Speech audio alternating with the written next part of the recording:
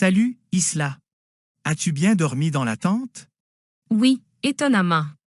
Le bruit de la rivière était tellement apaisant.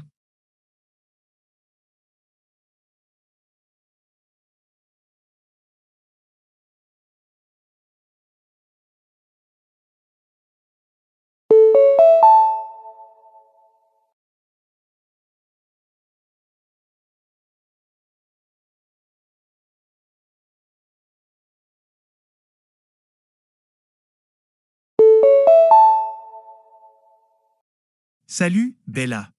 Tu te déguises pour Halloween? Oui, cette année je vais en pirate.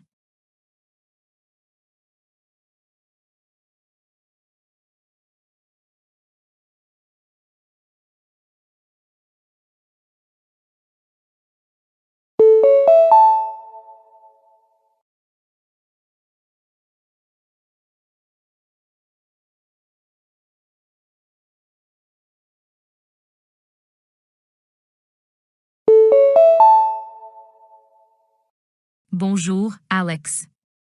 Tu achètes quelque chose pour ta nièce? Oui, elle adore les dauphins, alors je lui prends une peluche.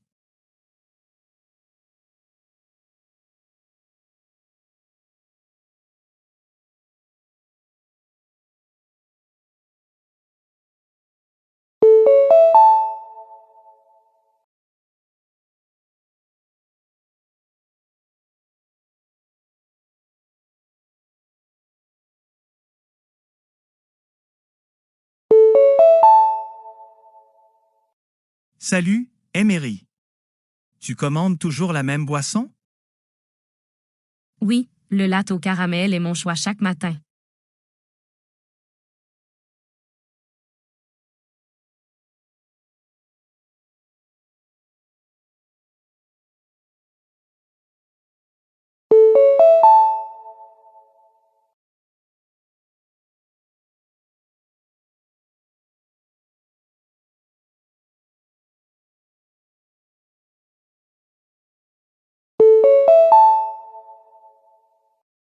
Nous avons le regret de vous informer que le Riverside Arts Festival, initialement prévu le 30 juillet, a été annulé en raison de conditions météorologiques imprévues. Tous les détenteurs de billets recevront un remboursement complet sous 5 à 7 jours ouvrables. Nous nous excusons pour la déception et vous remercions de votre compréhension. Des mises à jour concernant un éventuel report seront bientôt communiquées par les canaux officiels.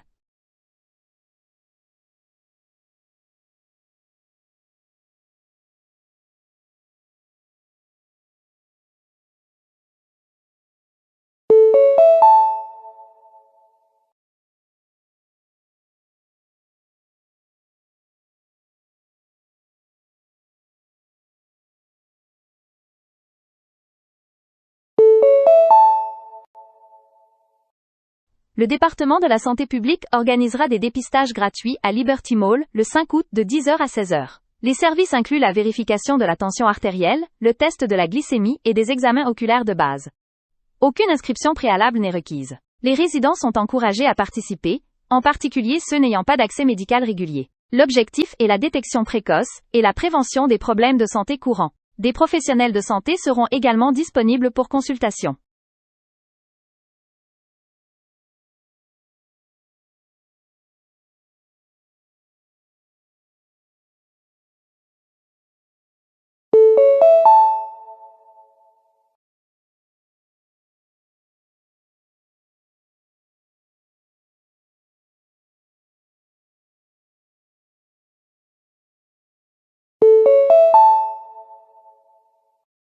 Notre service informatique a identifié une tentative d'hameçonnage visant les employés par email. Les messages semblent provenir de cadres supérieurs et demandent des identifiants de connexion ou des données financières. Ne cliquez pas sur des liens suspects et ne fournissez aucune information sensible. Si vous recevez un tel email, signalez-le immédiatement à techsupport@intranet.org. Des modules de formation à la cybersécurité seront disponibles plus tard cette semaine.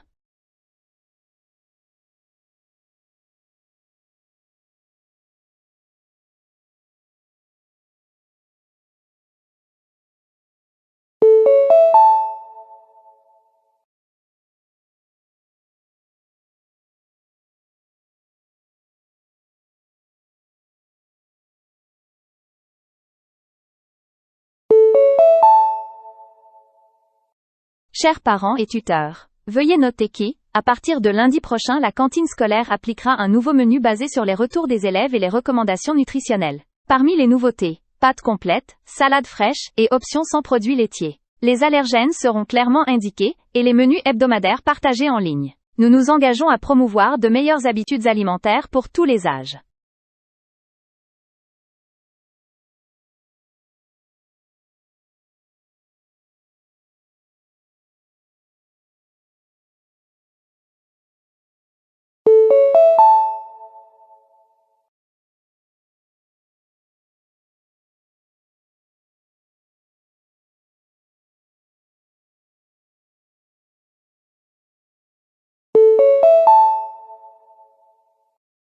Bonjour, ceci est un rappel de courtoisie de Softreg Systems. La licence liée à votre suite de productivité expirera dans 3 jours. Afin d'éviter toute perte d'accès ou interruption, renouvelez via la console d'administration dès que possible. Aucun autre rappel ne sera envoyé avant l'expiration. Pour toute question concernant votre clé de licence ou le support, contactez votre administrateur système.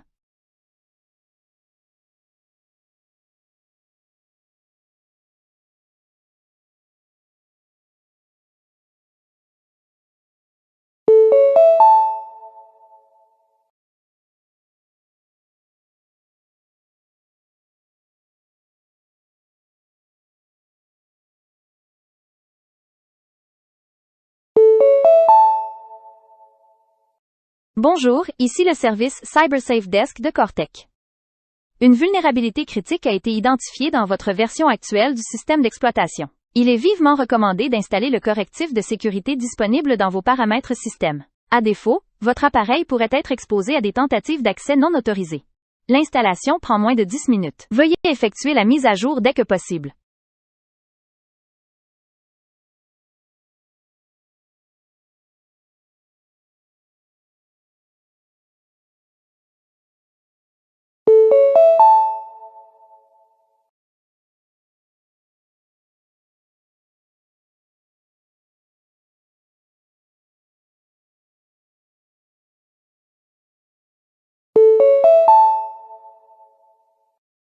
Bonjour, ici le comité d'organisation de la conférence annuelle Women in Tech. En raison de réparations imprévues dans le bâtiment, le lieu a été changé. Au lieu de la salle C, Men Intel, événement aura lieu dans le grand auditorium au niveau 2. Les horaires et les sessions restent inchangés. Des panneaux et des bénévoles aideront à orienter les participants. Veuillez mettre à jour votre planning en conséquence. Nous nous excusons pour toute confusion.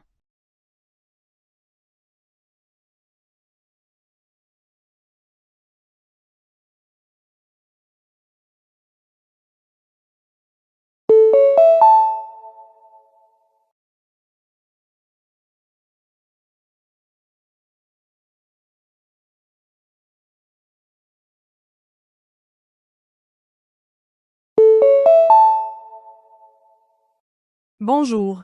Ici le bureau de planification de Gardenway Events. Nous finalisons le nombre d'invités pour le gala de vendredi prochain et avons remarqué que votre RSVP est encore en attente. Merci de répondre d'ici demain à 17 h afin de garantir votre place. Les dispositions de siège et la restauration dépendent des confirmations. Nous attendons votre réponse avec impatience.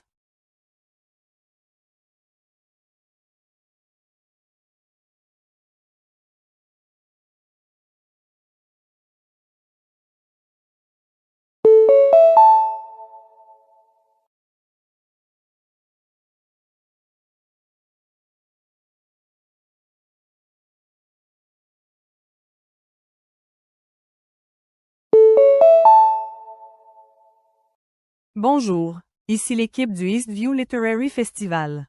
Une de nos auteurs principales, Madame Dana Core, a dû se désister en raison de circonstances imprévues. Cependant, son créneau sera désormais occupé par un panel d'auteurs régionaux renommés. Le reste du programme reste inchangé. Nous vous remercions de votre compréhension et promettons une expérience enrichissante.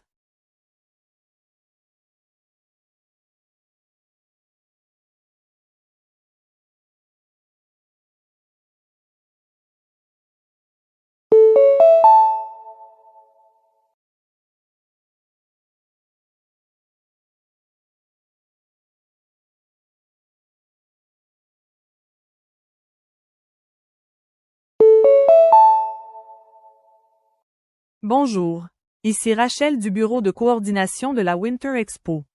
Votre formulaire d'inscription en ligne pour l'exposition des vendeurs a bien été reçu, mais le paiement n'a pas été validé.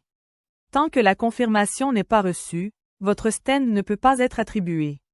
Merci de retourner sur le portail afin de finaliser la transaction. N'hésitez pas à nous contacter pour toute assistance.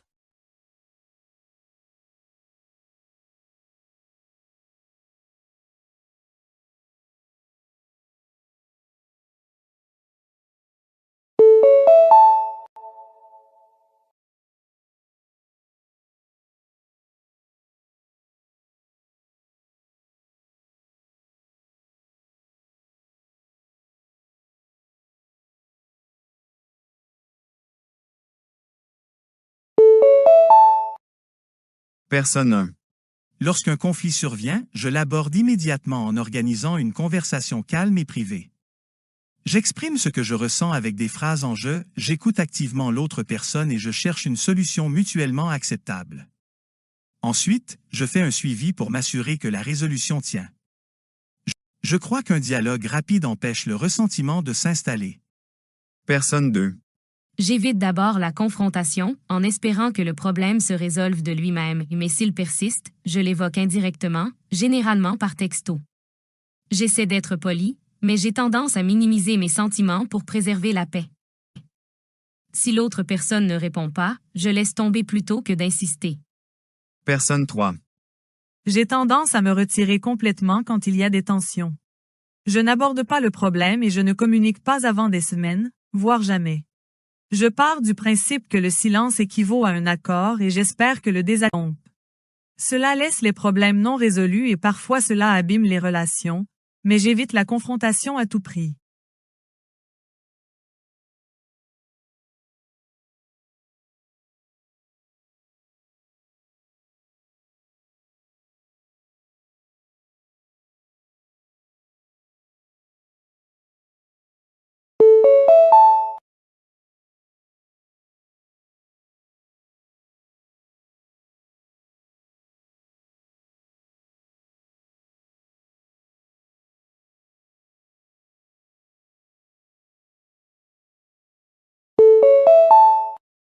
Personne 1. Je fais du bénévolat chaque semaine à la banque alimentaire locale, je coordonne des collectes de dons au travail, et je siège au conseil d'administration d'une association. Je note mes heures, j'invite mes amis et j'organise des collectes de fonds. Le bénévolat fait partie intégrante de mon identité. J'organise mon emploi du temps autour de cela et je mesure mon impact pour être sûr de contribuer de manière significative. Personne 2. J'aide de temps en temps, peut-être à un événement par trimestre. Je m'inscris à un nettoyage de plage ou une course caritative avec des amis, puis je ne fais pas grand-chose d'autre. Je tiens aux causes, mais je les équilibre avec d'autres engagements. J'essaie d'être présent quand je peux, mais ma participation reste irrégulière. Personne 3. Je n'ai jamais fait de bénévolat formellement. Je crois au soutien des bonnes causes mais je n'ai pris aucune initiative. Il m'arrive de faire un don en ligne une fois par an, mais je ne participe pas aux événements et je n'offre pas mon temps. J'éprouve de la culpabilité quand j'y pense, mais je n'ai rien concrétisé.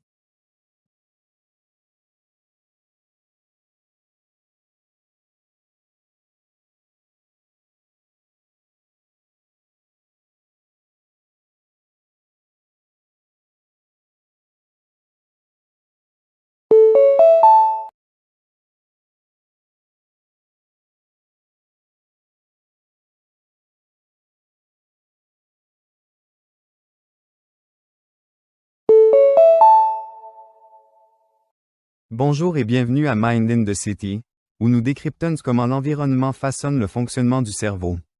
L'épisode d'aujourd'hui porte sur la pollution sonore, non seulement comme une nuisance, mais aussi comme un perturbateur cognitif. Une étude récente de l'Université de Vienne a observé des volontaires vivant près d'aéroports et de zones à fort trafic. Elle a révélé qu'un bruit constant de basse fréquence, tel que le grondement des moteurs ou le bourdonnement lointain de la circulation, est corrélé à un temps de réaction retardé et à une diminution de la mémoire de travail, aussi bien chez les enfants que chez les adultes. Ces effets persistaient même lorsque les participants déclaraient consciemment ignorer le son. Fait intéressant, alors que les bruits forts mais intermittents étaient remarqués et compensés, le bruit modéré mais continu s'est avéré plus insidieux, perturbant les cycles de sommeil et la gestion de la charge cognitive. Les urbanistes envisagent désormais l'installation de barrières acoustiques et la révision des lois de zonage afin de réduire l'exposition dans les écoles et les zones résidentielles. Parfois, ce que vous n'entendez pas clairement pourrait tout de même user votre cerveau.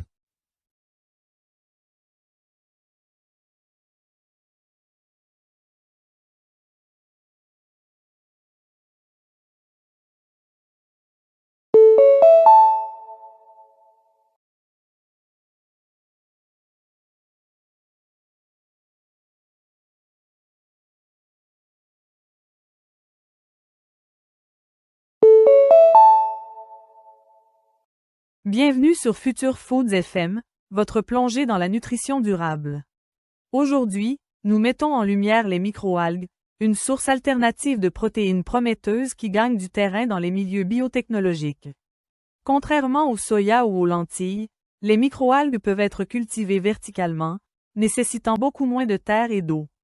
La spiruline et la chlorelle, deux espèces populaires, contiennent plus de 60% de protéines en pois secs, ainsi que des oméga-3 essentiels, du fer et des vitamines B. Mais leur adoption reste limitée, en partie à cause de leur goût terreux et de leur coût de production élevé. Les chercheurs utilisent désormais la fermentation et des traitements enzymatiques pour masquer l'amertume et améliorer la digestibilité. Selon un essai réalisé à l'Institut Vert au Danemark, lorsque de petites quantités de microalgues étaient ajoutées à de la farine de pâte, l'acceptation des consommateurs a augmenté de 43%, notamment parmi les groupes soucieux de l'environnement. Les experts estiment que cela pourrait marquer un tournant si l'industrie alimentaire augmente sa production et réduit les coûts grâce à des bioréacteurs en circuit fermé. Une chose est claire.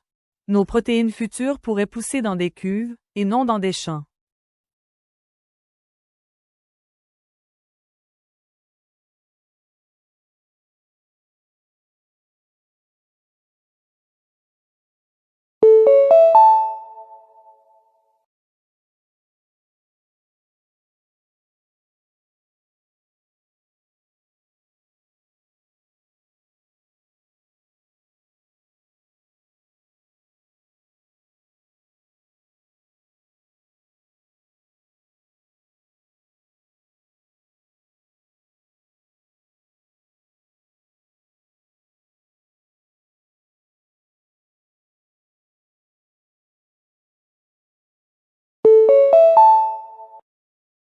Dr Miles, les interfaces cerveau-ordinateur, BCI, progressent rapidement.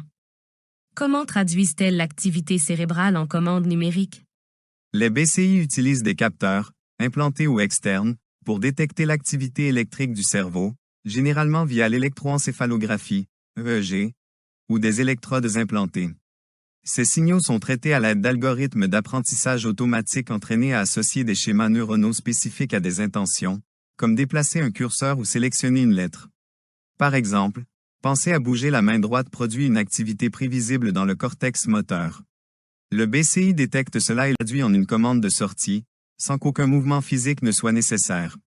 Quelles sont les limites actuelles des BCI?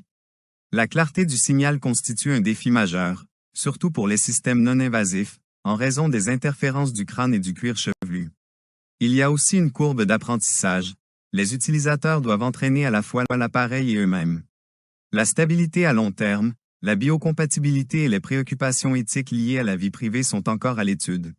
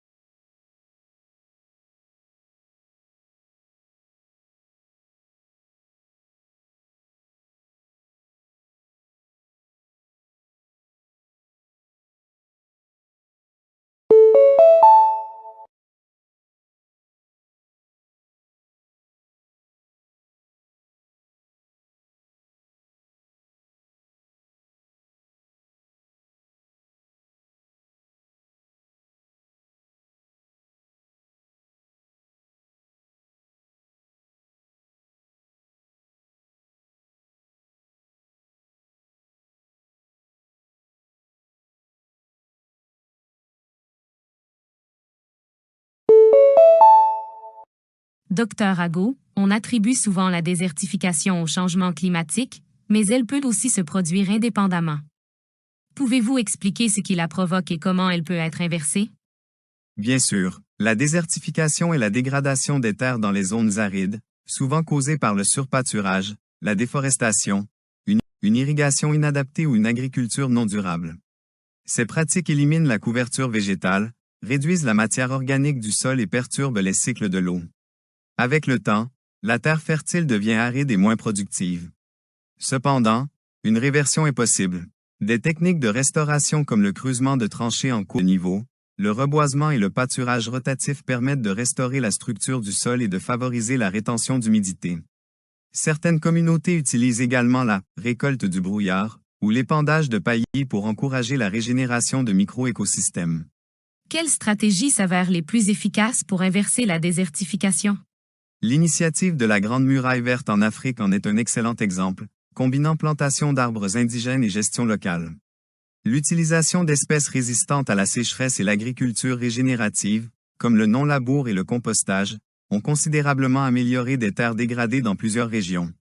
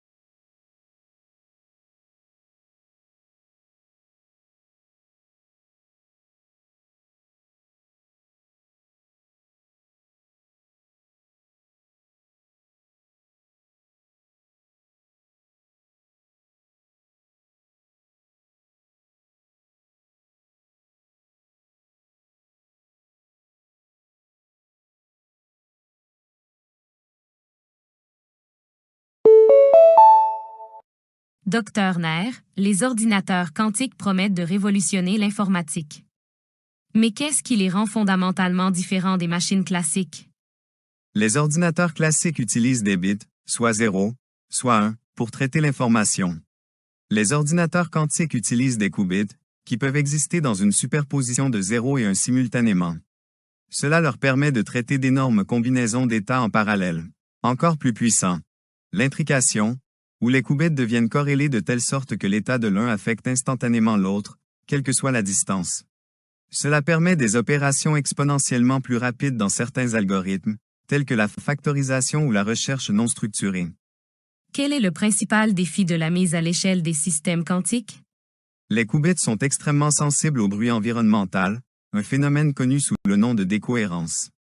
Maintenir l'intrication et la cohérence nécessite des températures ultra basses, la correction d'erreurs et un blindage quantique. Même de minuscules vibrations ou radiations parasites peuvent détruire les états quantiques.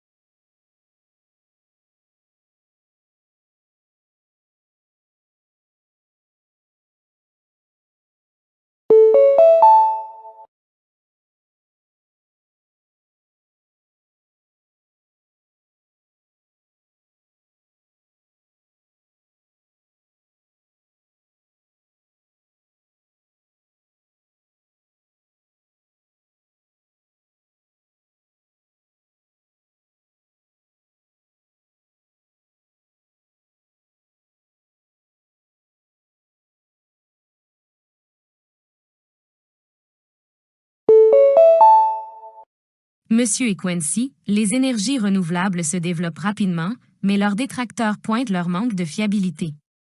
Comment les systèmes énergétiques gèrent-ils cette variabilité? Les énergies renouvelables comme le solaire et l'éolien sont intermittentes, elles ne produisent pas d'électricité 24 heures, 24. Pour équilibrer l'offre et la demande, nous avons besoin de stockage à grande échelle sur le réseau. Celui-ci stocke l'excédent d'énergie lorsque la production dépasse la consommation et la restitue lorsque la production baisse. Les technologies actuelles incluent l'hydroélectricité par pompage, où l'eau est déplacée vers un réservoir en altitude puis relâchée pour générer de l'électricité. Les batteries lithium-ion sont également utilisées pour un stockage de courte durée. Des approches plus avancées, comme les batteries à flux et le stockage d'hydrogène, visent à combler les écarts saisonniers. Quel est le plus grand obstacle à l'extension des solutions de stockage? Le coût, l'approvisionnement en matériaux et la densité énergétique. Les batteries lithium-ion reposent sur des matériaux rares comme le cobalt. L'hydroélectricité par pompage nécessite une géographie spécifique. Les chercheurs explorent les batteries fer-air et le stockage thermique comme alternatives évolutives et à moindre coût.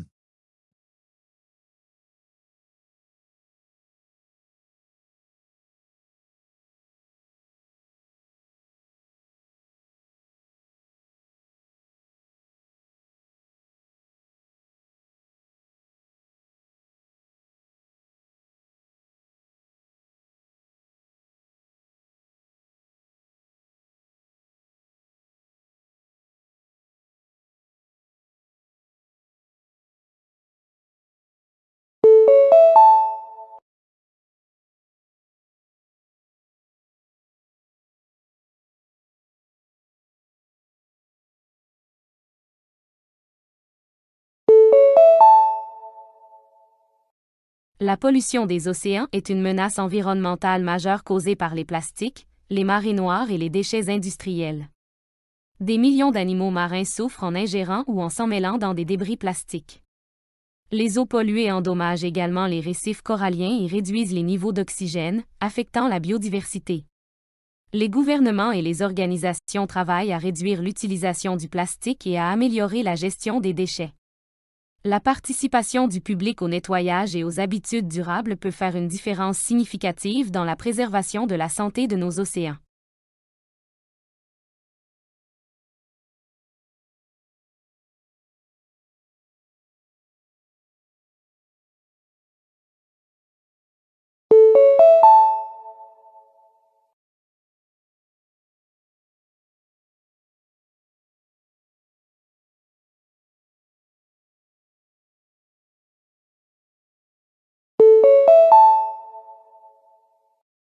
La crypto-monnaie est une forme numérique de monnaie qui utilise la technologie blockchain pour des transactions sécurisées et décentralisées. Le Bitcoin, l'Ethereum et d'autres crypto-monnaies offrent une alternative au système bancaire traditionnel. Elles séduisent les utilisateurs, recherchant la confidentialité, la rapidité et l'indépendance financière. Cependant, les crypto-monnaies sont volatiles et souvent critiquées pour favoriser des activités illicites et consommer d'importantes quantités d'énergie. Les discussions réglementaires sont en cours. Malgré les défis, la crypto continue d'évoluer, attirant des investisseurs et remodelant notre façon de concevoir la monnaie.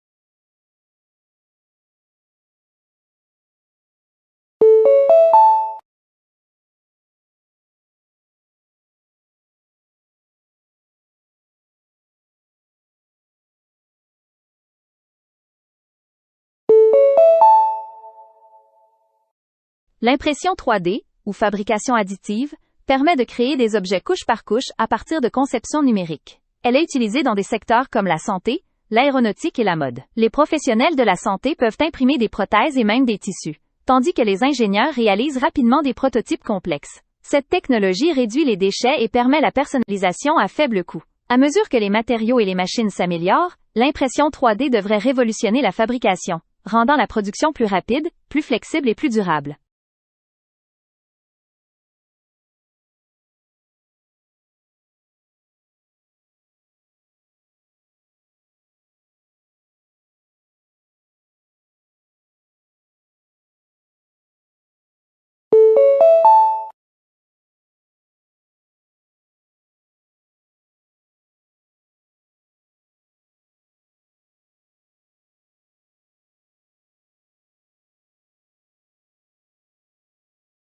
La cybersécurité consiste à protéger les systèmes informatiques, les réseaux et les données contre le vol, les dommages ou l'accès non autorisé. À mesure que la dépendance aux technologies numériques augmente, les cybermenaces comme le piratage, les rançongiciels et les attaques de phishing se multiplient. Les organisations investissent dans des pare-feux, le chiffrement et la formation des employés pour prévenir les violations. Les professionnels de la cybersécurité jouent un rôle crucial dans la protection des informations sensibles. Avec la montée du télétravail et des objets connectés, maintenir de solides défenses numériques est plus important que jamais.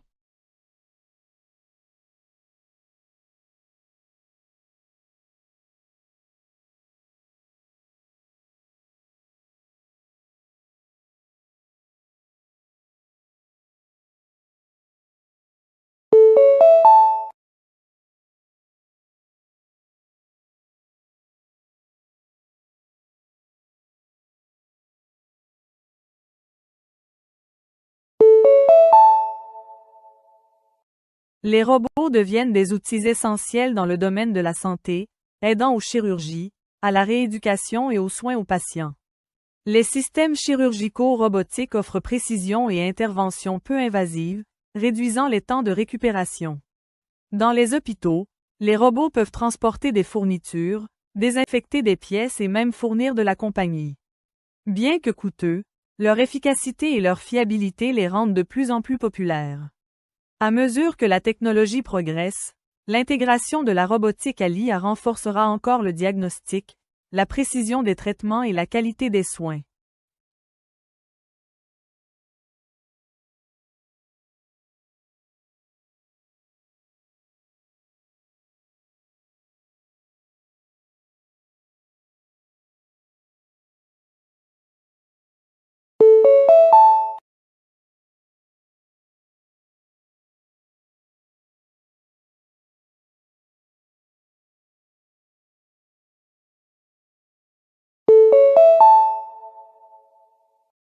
Les débris spatiaux, ou déchets spatiaux, désignent les satellites hors d'usage, les étages de fusées usées et les fragments en orbite autour de la Terre. Ces objets représentent de graves risques pour les engins spatiaux et satellites actifs. Les collisions peuvent créer encore plus de débris, mettant en danger les missions spatiales et les systèmes de communication. Les agences recherchent des moyens de suivre et de retirer ces débris, tels que des filets, des lasers ou des bras robotiques. Avec l'augmentation des lancements provenant à la fois des gouvernements et des entreprises privées, la gestion des débris spatiaux est essentielle pour préserver la sécurité orbitale.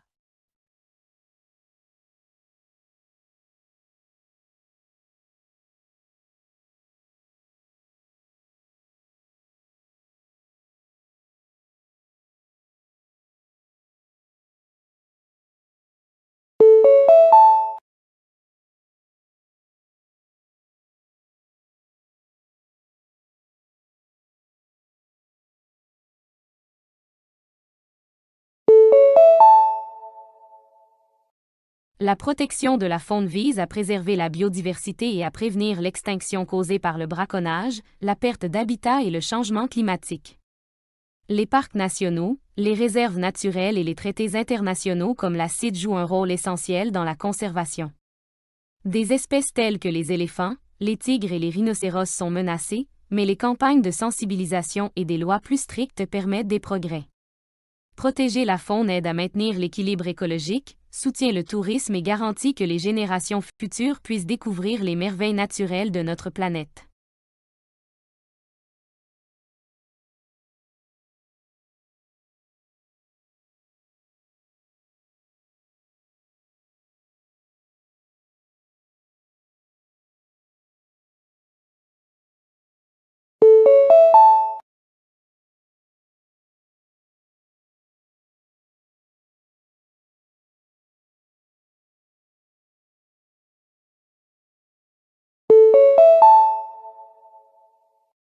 La télémédecine permet aux patients de consulter des médecins à distance grâce aux appels vidéo, aux messages ou aux applications de santé. Elle est devenue particulièrement populaire durant la pandémie de COVID-19, améliorant l'accès aux soins pour les personnes vivant dans des zones reculées ou mal desservies. La télémédecine réduit le temps de déplacement et les coûts de santé tout en maintenant la commodité et la sécurité des patients. Toutefois, les défis incluent la protection des données, l'accès à la technologie et les différences réglementaires. À mesure que les outils numériques s'améliorent, la télémédecine devrait rester une composante essentielle des soins de santé modernes.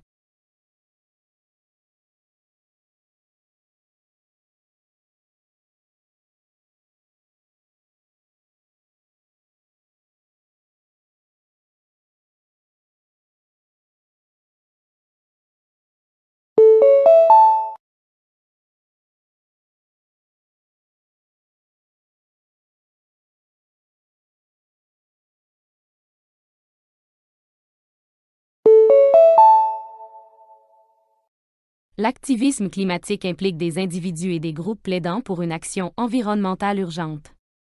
Des mouvements comme Fridays for Future et Extinction Rebellion appellent à des changements politiques pour réduire les émissions de carbone et promouvoir la durabilité. Les activistes sensibilisent par des manifestations, des campagnes sur les réseaux sociaux et du lobbying. Bien que critiqués par certains comme étant perturbateurs, les activistes climatiques jouent un rôle essentiel en poussant les gouvernements et les entreprises à adopter des pratiques environnementales responsables. Leurs efforts soulignent la nécessité d'une action collective pour lutter contre le réchauffement climatique.